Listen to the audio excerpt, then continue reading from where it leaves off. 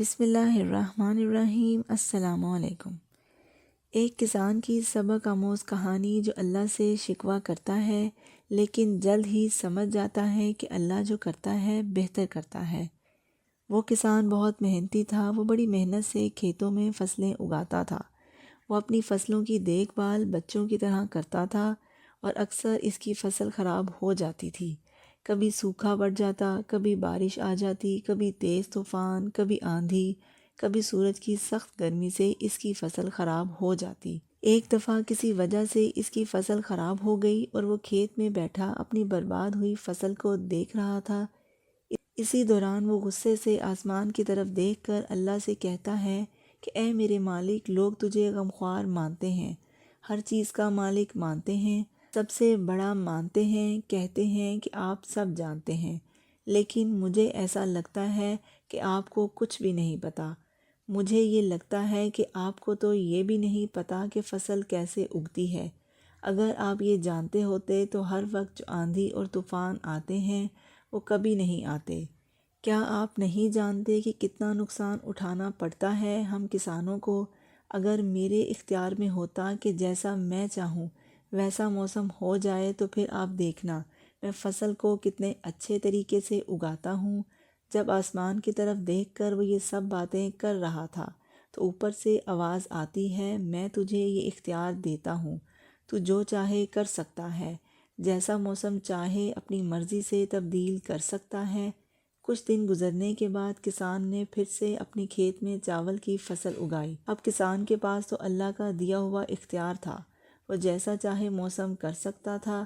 تو کسان نے آندھی، طوفان، بارش، تیز دھوپ کچھ بھی اس نے اپنے کھیتوں پر آنے نہیں دیا۔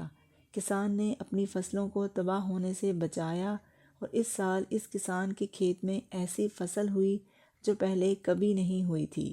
وہ کسان بہت خوش ہو رہا تھا اور ساتھ ہی ساتھ دل میں یہ سوچ رہا تھا کہ اللہ کو بتاؤں گا کہ اسے کہتے ہیں طاقت کا صحیح استعمال کرنا۔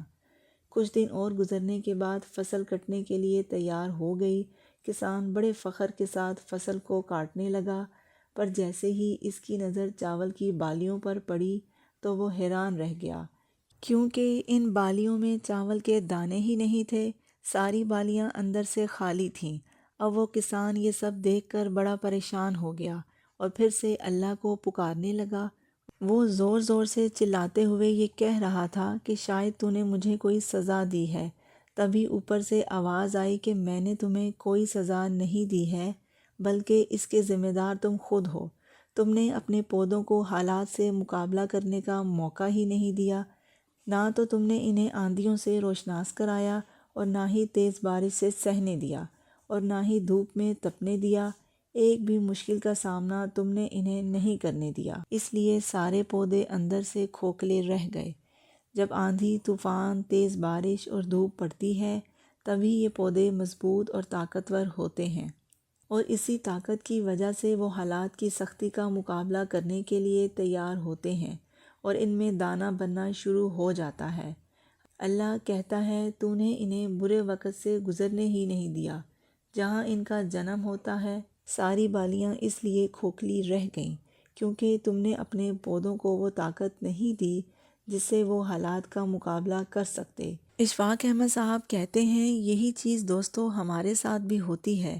اس کہانی سے ہمیں یہ سبق ملتا ہے کہ برا وقت جو ہوتا ہے وہ کسی کو بتا کر نہیں آتا۔ آپ کی آسانی کے لیے میں آپ کو ایک اور مثال سے سمجھاتا ہوں۔ آپ کو پتہ ہوگا کہ جب ایک ڈائریکٹر کوئی ڈرامہ بناتا ہے تب وہ ڈائریکٹر سب سے مشکل رول اپنے بیسٹ ایکٹر کو دیتا ہے جو اس کو بخوبی نبھا سکے۔ تو جب بھی آپ کو ایسا لگے کہ آپ کی زندگی میں تکلیفیں ہیں، بہت زیادہ پرابلمز ہیں اور آپ کی قسمت خراب ہے، تب خوش ہو جائیے کیونکہ اللہ نے یہ ساری مشکلیں آپ کی ہی زندگی میں کیوں دی ہیں، کیونکہ اسے پتہ ہے کہ آپ ان سب کو پار کر کے آگے نکل سکتے ہو۔ اور ذرا سوچ کر دیکھیے، اگر آپ کی زندگی میں کوئی مشکل ہی نہ ہو، آپ سیدھی سیدھی زندگی گزارتے چلے جائیں تو اس کا کیا مزہ۔ اللہ اگر ہمیں آزمائشوں کے لیے چنتا ہے تو اس کو اپنے لیے اعزاز سمجھیں۔ یہ بہت مشکل کام ہے مگر ناممکن نہیں۔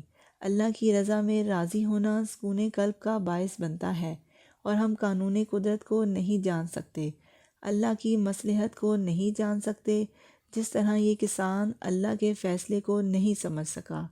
اللہ آپ کو آسانیاں عطا فرمائے اور آسانیاں تقسیم کرنے کا شرف عطا فرمائے۔ آپ سب کا بہت بہت شکریہ۔ آپ لوگ میری ویڈیو دیکھتے ہیں، سنتے ہیں، سمجھتے ہیں، پسند کرتے ہیں، شیئر کرتے ہیں اور میرے چینل کو سبسکرائب کر کے مجھے موٹیویٹ کرتے ہیں۔ جزاک اللہ۔